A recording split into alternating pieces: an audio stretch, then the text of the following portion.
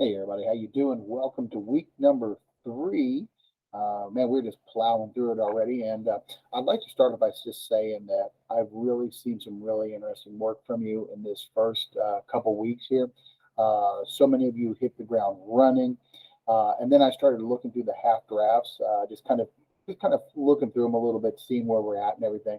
And I got to say, I've been really impressed with what I have seen and how you guys have been doing with that, your ideas and your explanation. Several of you are doing some really great work that, and I really hope that you continue to keep that up.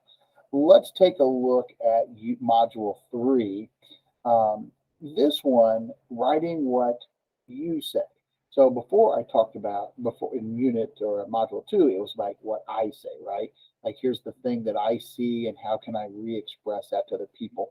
Now we're looking at what you say, being able to look at what other people say and being able to work with them on their level. Um, we talk a lot about in writing three key elements: purpose, audience, and approach. What am I trying to accomplish? Informative, persuasive, entertaining. I'm trying to sell you on something. I'm trying to convince people on something. I'm trying to let you know about this product, whatever it might be. Audience to whom? So if you think about like who is the audience that is most likely to receive this message, or who do I need to deliver this message to? What do I know about them, and how does that change my message? The types of examples, the word choice I use, the complexity of the sentences, maybe the organization. There's a lot of different things that come into that. Once I figure out this is what I want to accomplish, and these are the people that I'm going to try to get to do that, then I can come up with an approach. And that's where I start to tie all those pieces together. Module 3 starts to ask you to think more about the audience and how they can shape that message. In particular, you're going to try to write you're going to try some writing strategies to express different kinds of views for people. So if you look here at the module 3 assignments, there's a tutorial. They say, I say in unit or in chapter 4. We will do another check-in on the closed theme readings. There is a discussion board about what do you say, and then the completion of the finishing of the unit or the first writing project. So if we take a look at the closed reading check-in. For this one, we're asking you to look at the list, look at the closed theme, seeing all the things that they're in there, find 2 more articles that you have not read.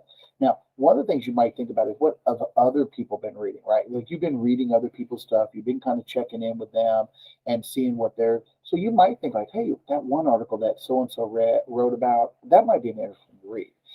You don't have to read something else someone else has read already. I mean, there's plenty in there, but find 2 new ones that you have not read. And then we want you to answer these questions here, okay, under number 3. Roughly 100, 50, 75 words or so. You don't have to limit yourself to just 50, but we do want a freestanding message. So which of the writings did you find the most intriguing and why? Um, how do they or they don't relate to what you have already seen? So you're like, look at this article. I was reading this article, and it's just like this article here. They presented this idea, and they were presenting something totally different.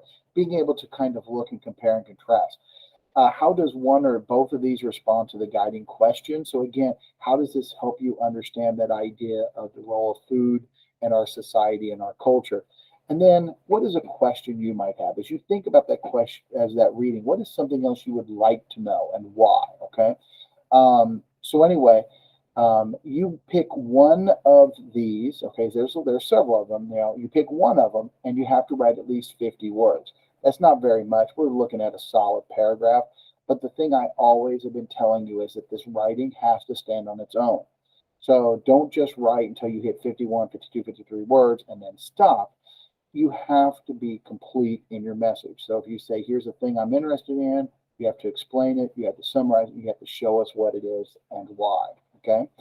Um, then the next big piece that we're going to be looking at is the module 3 discussion, 3 ways of responding. All right, and so in your in your readings and in your tutorials, you've been talking about how to respond in different ways. Okay. So on the they say and I say module. So what you are going to do is you are going to write an initial post with three different pieces: a yes, a no, and a okay, but slant. So you're going to write it as if you are coming from those three different angles. Okay. And then, so if we scroll down here, start a new thread, apply your understanding of, okay. Um, when you think about when you think about the selected readings that you might use in this first writing assignment, so you take one of those that that you were used in your first writing assignment, okay. Write a I disagree with this and why do you disagree with it, and then a I agree with this and why, and then this one here, disagree and disagree simultaneously. That's kind of that one where you have questions, right? Like I agree, but, or I'm kind of not getting this, but this. So you're trying to show both sides, how you partially agree and you partially disagree. Okay. That is your initial post. So we get to see you take three different angles on the same article. Okay.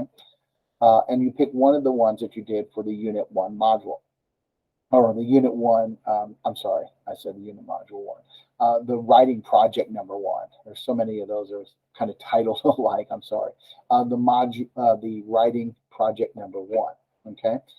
That is your initial post. You do need to get that in fairly early so that people have a variety of posts to respond to. There is no deadline on that, but if you can get that in by Friday, that is really the best case scenario. That gives you the weekend and a couple days to look at other people's and to create your responses to that. Down here, then, it gives you some ideas of how you might respond to at least two of your peers. And these are some questions that might help you, might guide your response. Okay. Now, like I posted the other day, some things to think about when it comes to the discussion board. We are obviously looking for you to post on multiple days. Okay. To get the most points, you need to be posting on multiple days. Again, the idea is that we want to post early so that people have a variety of things to pick from. The idea that if you're coming in on a regular basis, it's like a conversation and we're continuing that conversation. You're going to see a new post or another viewpoint or a response to response that you can reply to, right? So, it just allows that conversation to continue.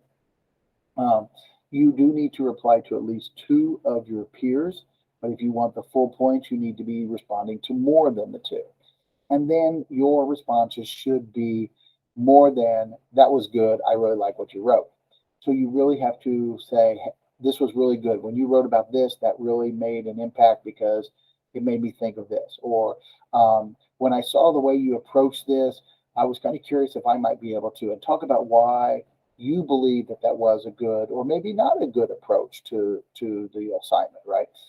Again, we're not looking to debate the topic. We're looking at what do you think about how people did in their responses and their approaches to that, right?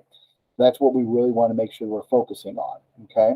And again, those do need to be freestanding. They need to be complete writings that have their own complete idea that's fully developed. And then the last big assignment that you have is the writing project number 1, the summary and response. Now, you put in the half draft last week and you've been getting some feedback and people have been posting and making some comments on it. That's great. Please make sure that you're using those kinds of comments to help guide your revision process to get to your final draft. Now, that doesn't mean that you have to do something that somebody says. It is a piece of feedback. So when you look at what somebody else has done, you're kind of like, okay, where did that idea come from? Is there really an issue here, or was I just not as clear, or what might that be? How might I use that to improve my paper? Okay. So really think about how you can utilize those feedbacks. This page here gives you a lot, again, just kind of another overview of the assignment, but it really tells you all the parts that you should have. And I really would suggest that you go through and you double check these lists and say, do I have these things? It says I need to be doing these things. Do I have those? Is it easy to see them? Is it easy to identify them? Is it clear to my audience that I did the steps? Okay. and then you turn in the final draft of that. You will notice here that there is a rubric for it. I always recommend you going in before you turn in the assignment and looking at that rubric and just kind of getting a sense of these are the things that I will be looking for when I'm grading your paper. So what do I think about this? How do I feel about these things? This is also going to be a great tool after you get your paper back with your final grade. You can look at that rubric and say, okay, I scored in this area. I thought I did better than this. What could I do to improve? Or I scored low in these 4 areas. For the next one, I'm going to focus on these 2 and try to really bump up my score, right? So the rubric is really a way for me to offer you some very direct feedback in some specific areas, okay? Um, Guys, again, I do want to impress upon you that you are doing really good work so far. That I really hope that you are able to keep this up. This is a hard class. It's an 8-week class. We move quick. It's a tough time of the year to be really busy like this because you've got so many other things going on and the weather's nicer and you want to be out and you want to be doing things. So I know that there's a lot of things that are competing for your attention right now. So I really am hopeful that you can continue this, that you can keep this up. If there is a question that you have, you need something, please make sure you're reaching out to me. Email is always the best way, jdwells@ivytech.edu. That way I can respond back to you kind of asynchronously. You can call and leave a voice message, or you can text me at my 812-449-3955. But that is a slower path. The email is a lot more efficient, and especially if you want to ask a specific question about like when I'm doing this assignment, am I doing this part right? Okay, that way I can kind of see it and give you a very direct answer. Guys, I hope that you continue the great work that you are doing. I look forward to seeing what you are capable of, and everybody, good luck.